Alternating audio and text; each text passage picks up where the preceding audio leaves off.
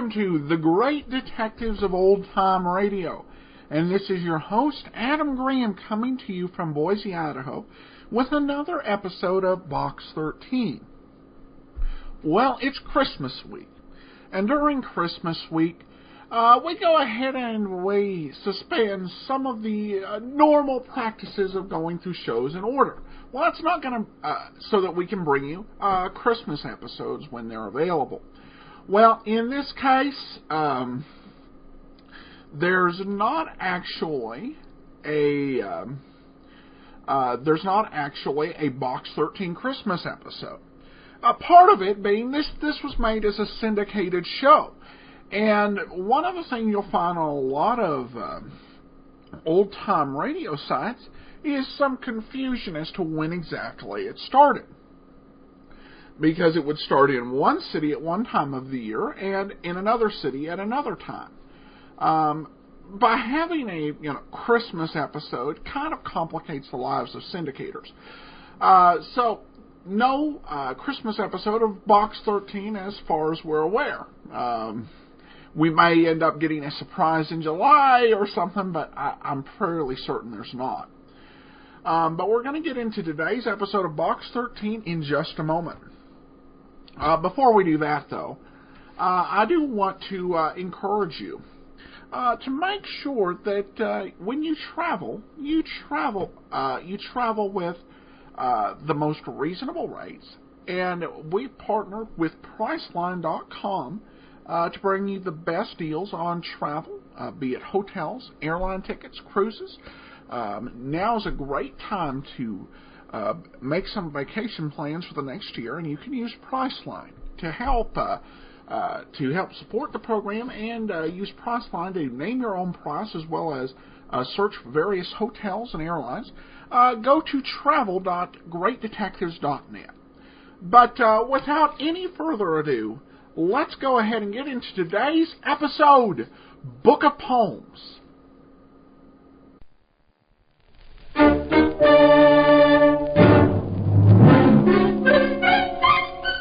Box 13, with the star of Paramount Pictures, Alan Ladd, as Dan Holliday.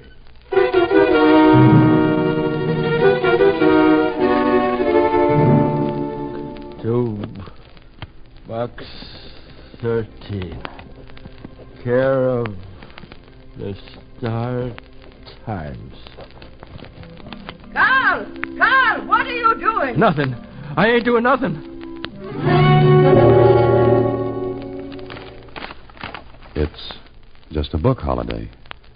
Somebody sent a book to Box 13. Why?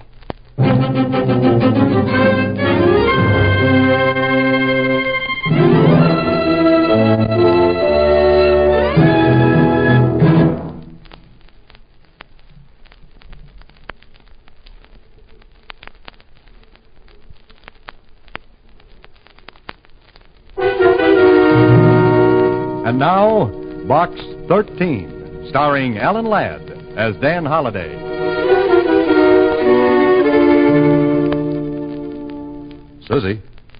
Susie, come here a minute, will you? You call me Mr. Holliday? How did you guess? I heard you. All right. Now that we've cleared that up, how about this book? That one? This one. It came in the mail for Box 13. You sure? Sure, I'm sure, Mr. Holliday. The wrapping paper's right in the wastebasket there. I'll get it and show you. Here. Address printed. Block letters. Shaky hand. Susie, did any letter come with this? Just the book. Ex Libris. Robert N. Chase. All right, Susie, we've got a problem. Somebody sends me a book from the library of Robert N. Chase. Why? Maybe it's a bestseller. Yeah, in its day it was. Still is. The poems of Sir Walter Scott. Do you like poetry, Mr. Holliday? Love it, Susie. Just love it. Listen. If thou wouldst view fair Melrose aright, go visit it by the pale moonlight. The gay beams of lightsome day gild but to flout the ruins gray. Pretty, huh? What's it mean, Mr. Holliday? Susie, you're asking the jackpot question. The book's broken to fall open at this poem. Why? We're in a rut. But there's one way to get out of it. If anyone calls for me, I'll be in the morgue. Start time.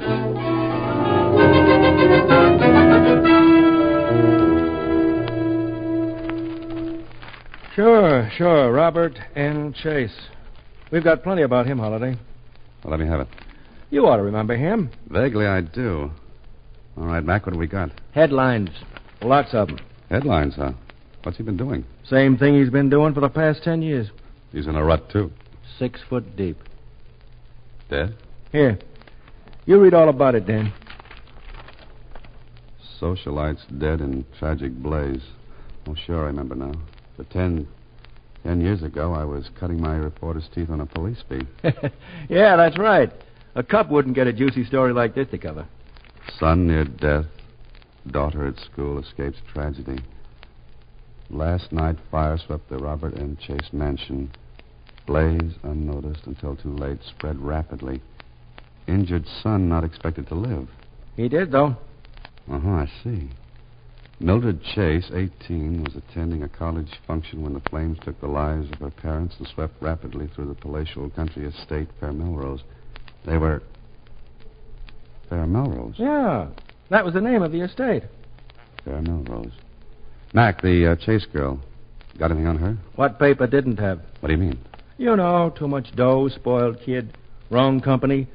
She ran smack into the gossip stuff almost every week. Know where she is now? Well, she dropped back after the fire. It kind of cooled her off. She's been a good girl ever since, is that it? Well, that's it. I tell you what, Dan, drop upstairs to see Mona in society. She can give you the dope. All right. Thanks, Mac. Say, you must come and visit my morgue sometime. I like this one.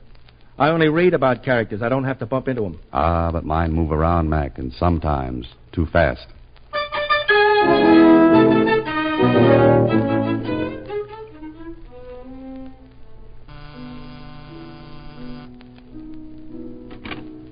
Oui, monsieur?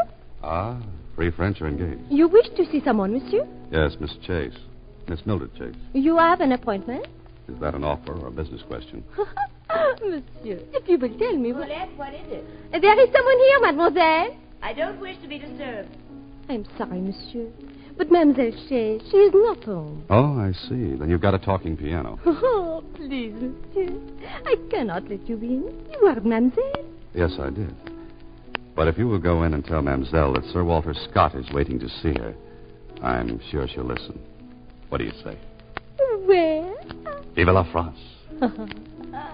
All right. You wait here. But I cannot promise. Yes? What is it? What do you want? Oh, I'm sorry, Miss Chase. I have to see you.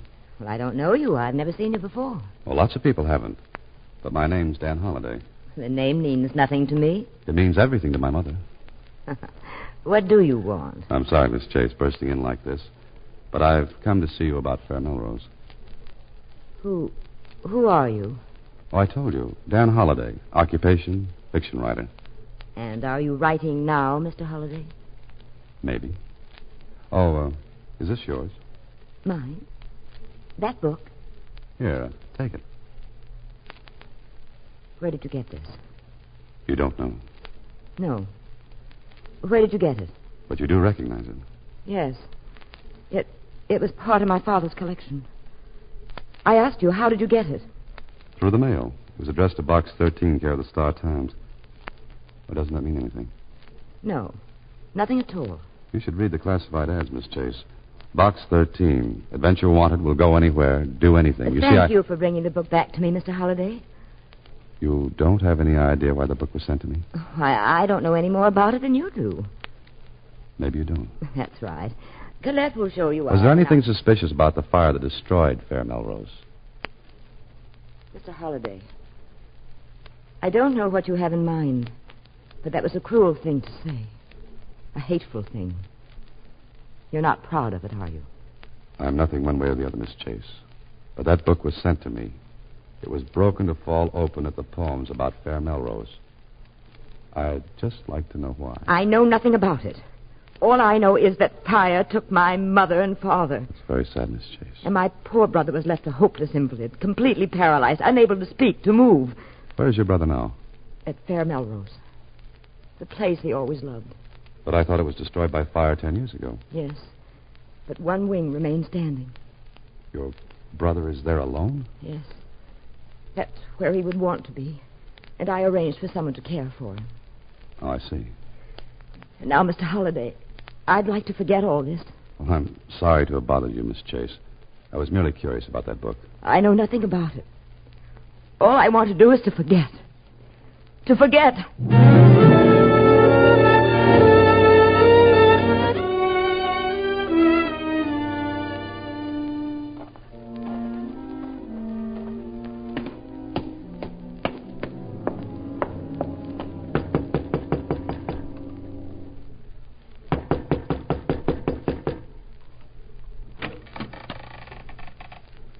What you want this hour of the night? I'm looking for Fair Melrose. Eh? What for? Will you tell me how I can get there? I'm lost. Stay lost, then. Just a minute, please. Get your foot out of the door. Get. Don't be afraid. I'm not going to harm you. I just want to know the way to Fair Melrose. What for? I've got business there. You're lying. Nobody's got no business there. Nobody. All right, I'm nobody. Is your house on the ground? Well, it should be. Been here for 30 years. Oh. Nice little cottage you've got here. What you want to go up there for? To look at it. What for? Huh. Nice waltz we're having. Young fella, I asked you a question, and you ain't answered. All right. I want to find out about the fire. Well, ain't nothing nobody needs to find out about it. 'Twas a visitation of the Lord. 'Twas a judgment on the sin that was going on. Heaven rained fire that night and wiped out the last of Babylon. I'm not sure I got all that. Oh, the wages of sin is death. Now you know. Wait a minute. Were you here that night? Me and Carl. Carl? My husband. He was down here and seen the fire eaten up like the vengeance of the angels. We seen it, young fella. 'Twas a judgment for the years of sin. We didn't have to do no more caretaking after that night. Providence took care for us. You and Carl, caretakers, is that it? That's right. Only one wing to take care of now. Only one wing, and him. Oh, the brother. Yes, him that can't move or talk or hear. That's where they brung him, and that's where he stayed. Now, you get. I talked enough. I wonder. How do I get up there? You're still going up, huh? More than ever now. Which way? Straight up the canyon, turn left. It's top of the hill. Thanks. Well, maybe you should have picked a lighter night. Yes, one with a moon. Maybe she's right, Holiday. This is definitely no night for a picnic. And who said it's going to be a picnic?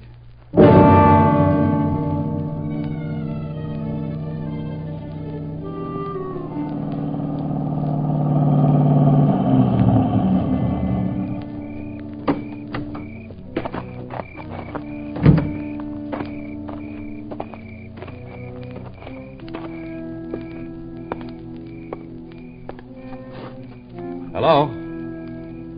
Anybody here? Hello? And the same to you with feathers on.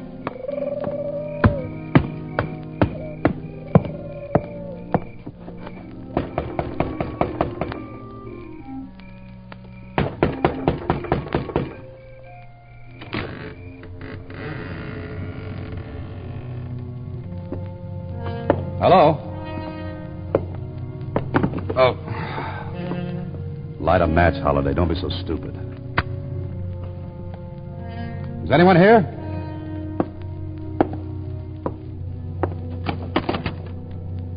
Mr. Chase? Oh, Mr. Chase. Holy mackerel. Who are you? Answer me.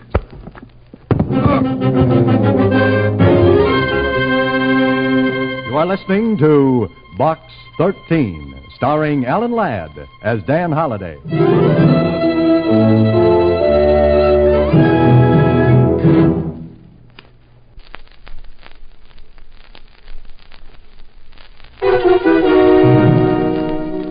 And now, back to Box 13, starring Alan Ladd as Dan Holliday.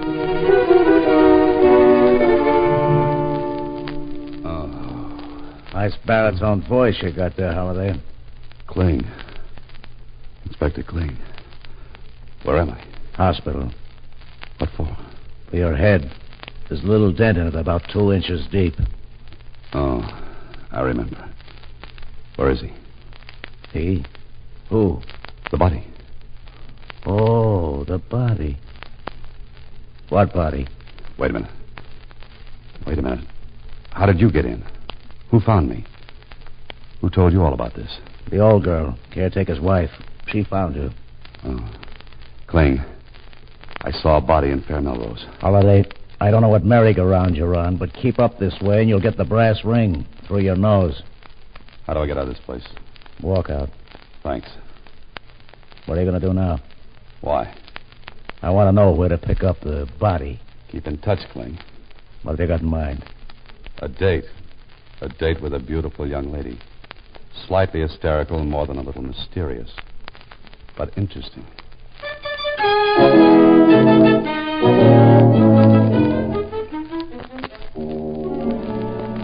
What do you want here again, Mr. Holliday? More to the point, what do you want? Will you please leave? Every time I come here, I get invited to leave.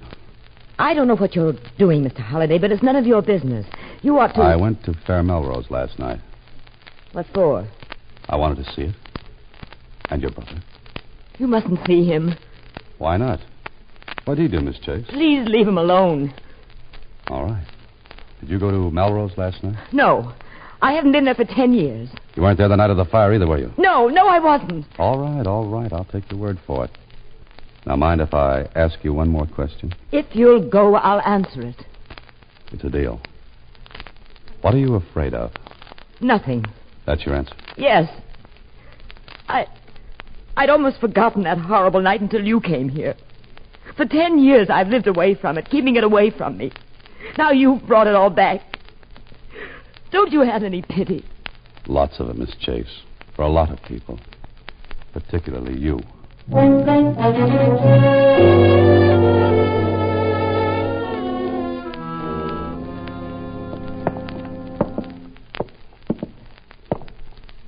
do you want to see him for?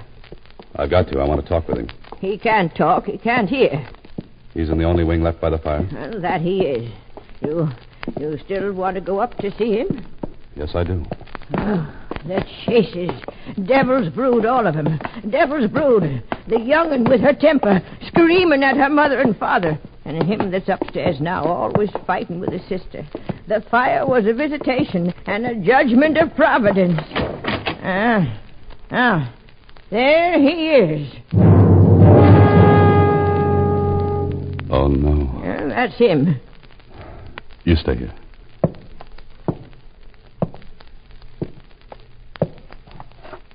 Mr. Chase. Mr. Chase. Can't hear you, can't hear you, can't. Shut up. Mr. Chase, I'm Dan Holliday. Box 13. Box 13, do you understand? Nodding his head. That's all he can do. Mr. Chase, you wanted to see me. You sent me that book. You had Carl send it to me. Is that right? Nod your head if that's right. Good. Now, why? He can hear. You can hear me a little, can't you, Mr. Chase? Good. Why did you send me that book? Why did you want me to come here? He wants me to look around, Bertha. At what? At what? Ain't nothing in here. Ain't nothing. Look, Mr. Chase. I'll walk around the room. I'll watch you. When you want me to stop, nod your head. Understand? Good. Now watch me.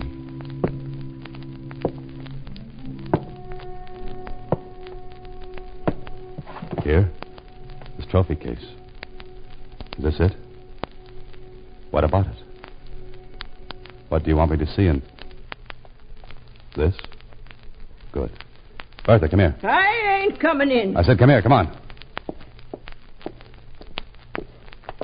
Take a good look at this trophy case, Bertha. A good look. I don't see nothing. There's a plaque missing from its place. There's heavy dust around behind all those cups and trophies, but there's a clean spot here where a plaque stood. No dust, Bertha. No dust. Someone took a plaque from here not more than a few days ago. Did you? I ain't touched nothing. Never touched nothing. Mr. Chase. That plaque, whose was it? Yours? No. Your father's? Mother's? Mildred's. It was hers. But someone took it. Mr. Chase, try to understand. Try to answer. Please, you've got to. He can't. Mr. Chase, try hard. Try hard to hear me Let again. him alone. He can't do no more. Stay with him, Bertha. Don't leave him for a minute, do you hear?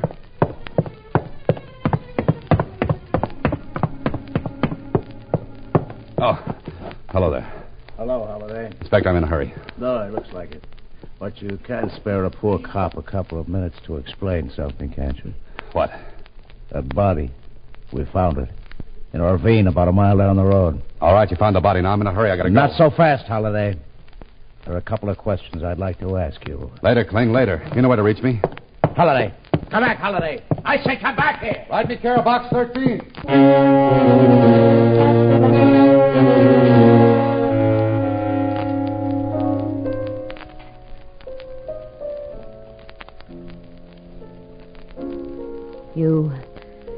You saw my brother, Mr. Holliday? Yes, I saw him. Oh, please keep playing. I don't know why I let you in here. I do. Can't you leave me alone? Please. The piano. I like to hear it.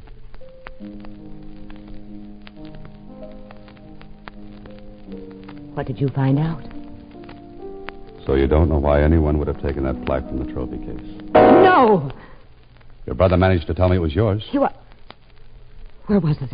In the lower right-hand corner of the trophy case. Lower right-hand corner. Lower. That mean anything? Well, it was a plaque I won for dramatics at Merrifield Academy. I don't get it. What value does it have? It isn't worth anything except... Except what? The plaque was presented to me at a dinner at Merrifield. So, go on. The dinner was the night of the fire at Melrose. Then the plaque would prove you were at Merrifield the night of the fire. Yes. But somebody wants people to think you were at Fair Melrose. Were you? No. How many times do I have to say that? That's enough. Who hates you, Miss Chase? My brother. Your brother? They all hated me. My mother, my father, my brother. Sometimes I think I hated them. Watching me, picking my friends, cutting me off from the friends I picked. I couldn't stand it I see. All right, Miss Chase. We'll forget it for now. But can I come back this evening? Why? I said before I wanted to help you. That still goes. Miss Chase, it still goes.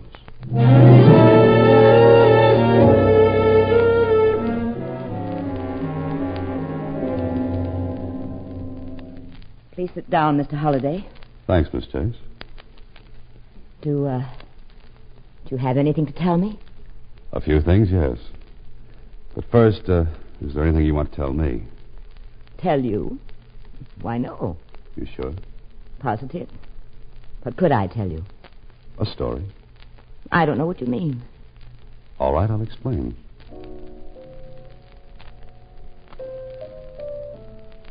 Must you play the piano? No, but I'd like to.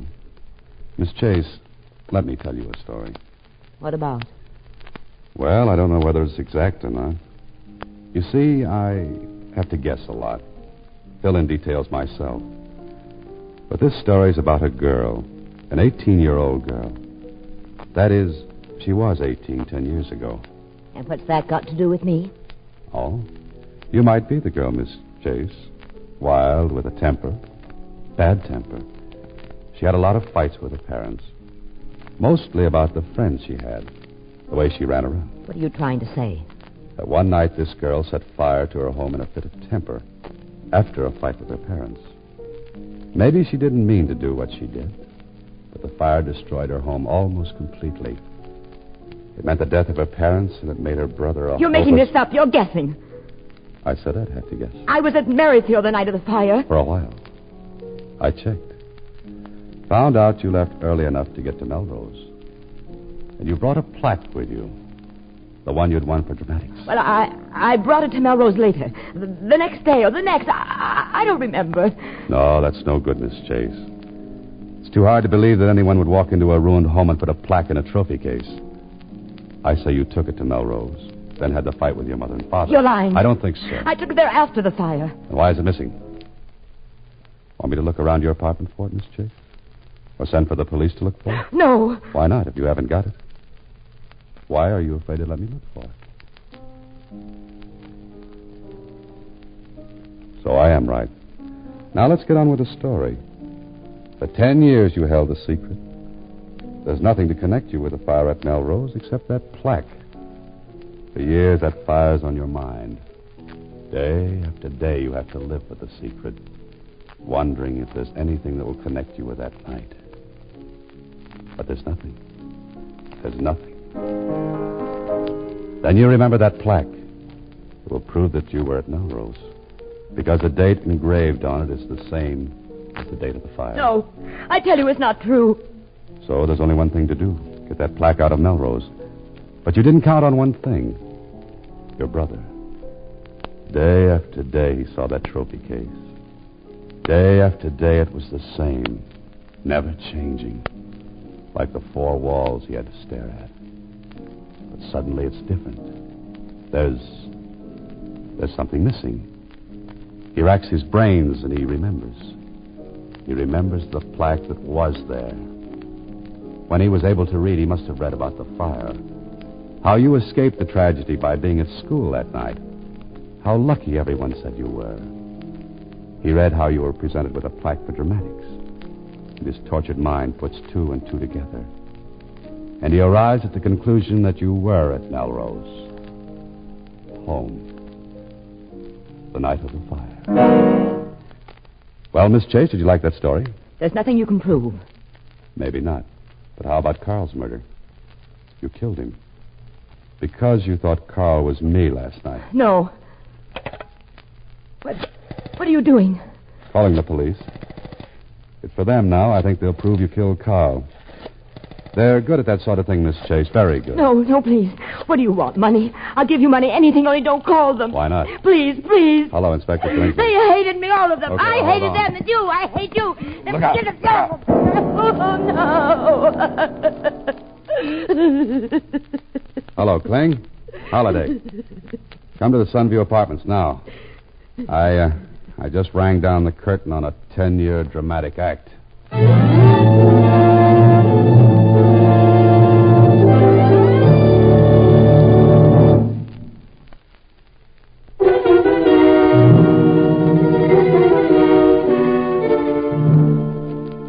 Gee, it must have been awful thrilling, Mr. Holliday. Yeah, sure, Susie. About as thrilling as throwing dirt in a guy's face. Oh.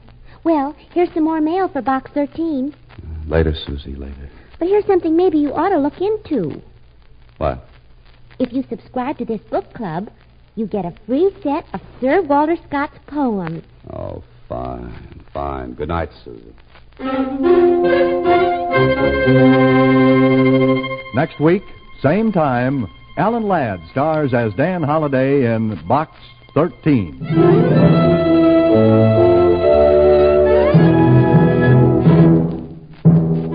Alan Ladd appears through the courtesy of Paramount Pictures and may currently be seen in Wild Harvest. Box 13 is directed by Russell Hughes. Original music is composed and conducted by Rudy Schrager, with an original story by Frank Hart Tausig. The part of Susie is played by Sylvia Picker. This is a Mayfair production.